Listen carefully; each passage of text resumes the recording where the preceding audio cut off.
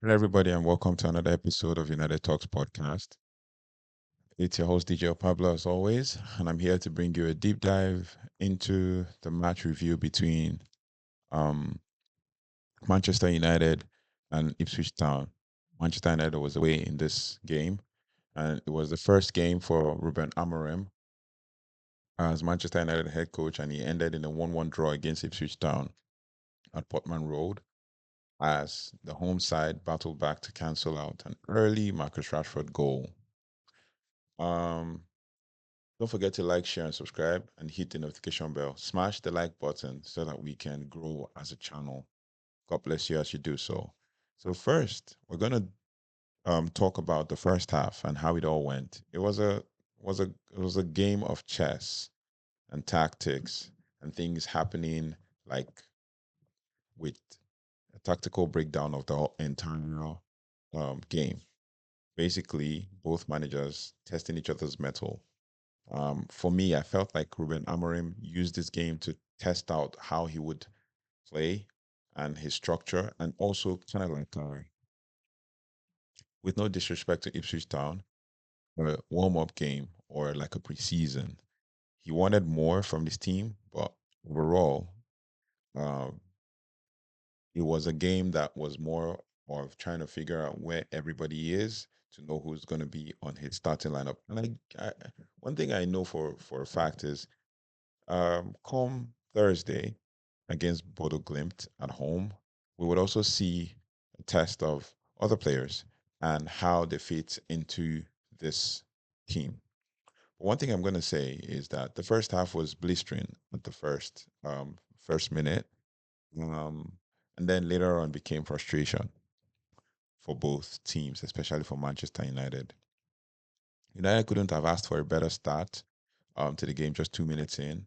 Amad Diallo operating as a right wing back in Amorim's 3-4-2-1 formation. He drove down the flanks and delivered a pinpoint cross from Marcus Rashford, who started um, as the striker or the number nine and stabbed home the fifth goal, his fifth goal of the season. Um, we had 3,000 United fans in the stadium in attendance, and they sensed a memorable debut for the manager. Well, however, Ipswich responded strongly. Andrew Onana was called into action multiple times, making a key save from Sami Smodik's shot on goal. And then Alejandro Garnacho had a chance to double United's lead with his curling effort that drifted wide. You could see he was trying to score, one of those his signature goals. And then the hosts eventually equalized in the first half, just before halftime, with Omari Hutchinson, who had been a menace to the team as a whole, basically causing havoc left, right, and center for the team. Our two midfielders in the persons of um, Eric Christian Eriksen and Casemiro, being outrun in the midfield at some point by Omar Hutchinson's um, change of positioning and versatility between the lines. Basically, they equalized before halftime when he caught in from the right and struck powerful left-footed shot that was deflected off by Nuse Mazarawi's head, leaving Onana with no chance.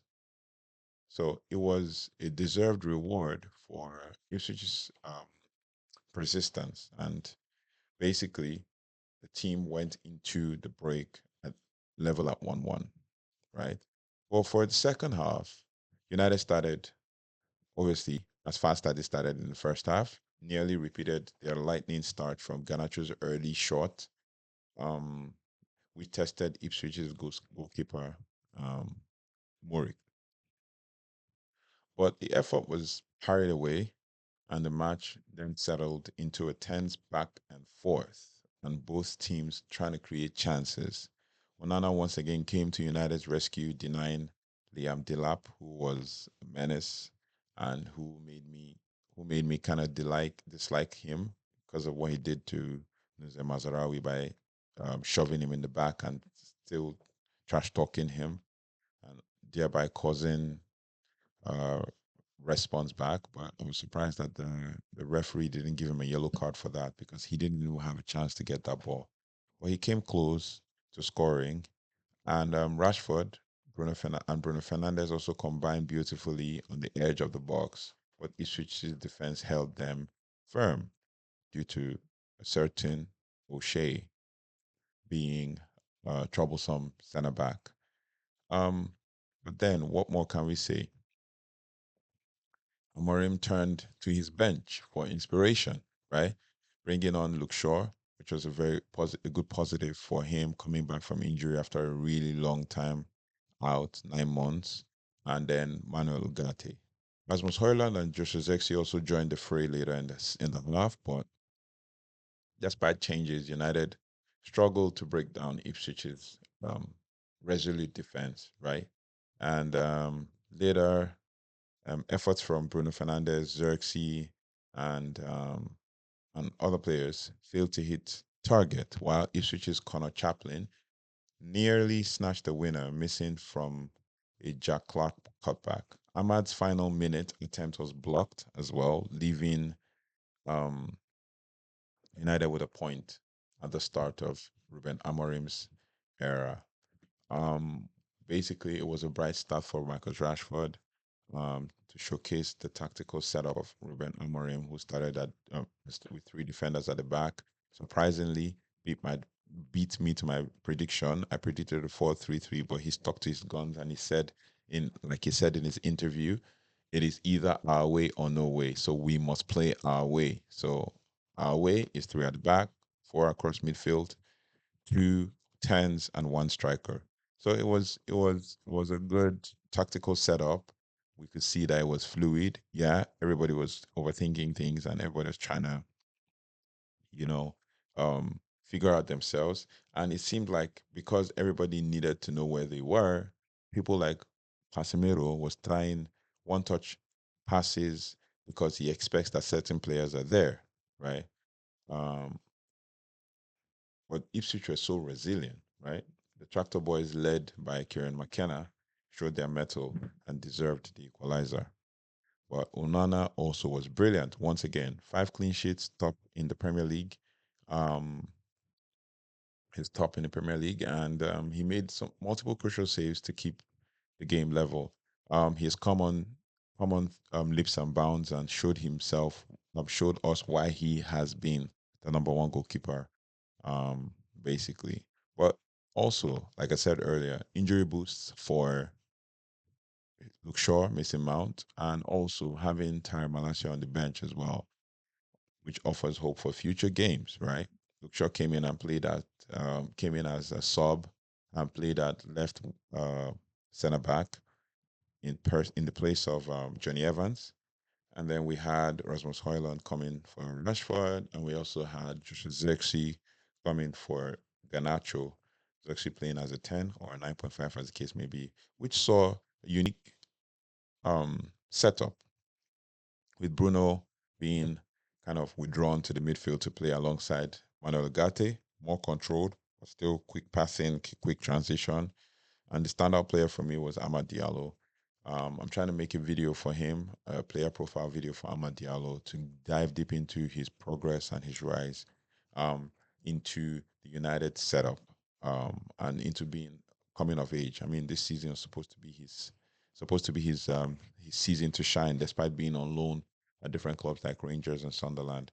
But yeah, Amad Diallo stood out for me. And Andre Onana, and then there's Mazarawi, despite the fact that he deflected um, the goal.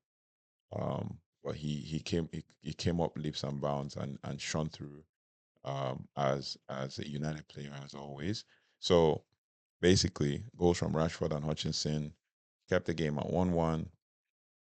Well, I believe that we look to build from this performance and try to see how we can build towards winning the next game, that is at Bodo Glimt, um, at Old Trafford, with Bodo Glimt visiting in the Europa League. But United looks to build this on this performance with the next game, with Ruben Amorim's decision and vision starting to take shape. The point end, plenty of positives from the game, and also a lot to work on as um, as a team. But my question to you is, what did you make of the performance? What did you make of the team's performance? What would you rate the team? Player ratings coming out later. But what would you rate the team as regards to their performance?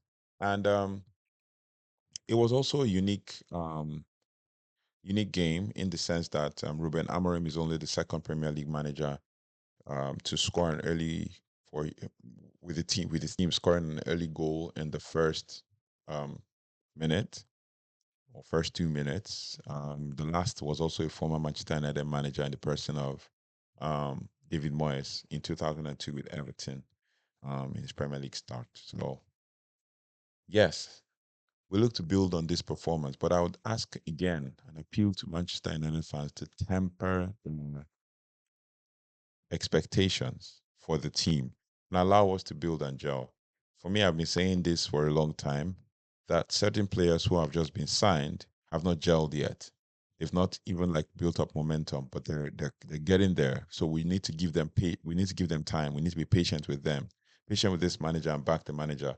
We should not be starting in this first few weeks with the manager out and oh we couldn't get a win. Good positive from this game is the fact that we are still unbeaten in five, right? 5 games and unbeaten in 4 Premier League games, as case may be. So we need to build from here and know the next and build out the next step from here, right? So tell me your thoughts, tell me your feelings, tell me what you think about the game, and we will analyze it even further. Most probably talk about it in the comment section. So do not forget to like, share, subscribe, hit the notification bell so that you'll be notified when we will release the next video. Like, share, and subscribe. Like, share, subscribe. Smash the like button. Subscribe to the channel so we can build the we can build the community together. I'll see you in the next video. 7 takeaways coming up right away. Have a good one and enjoy the rest of the week as we look forward to the game against Bodo Glimt. Cheers. God bless you.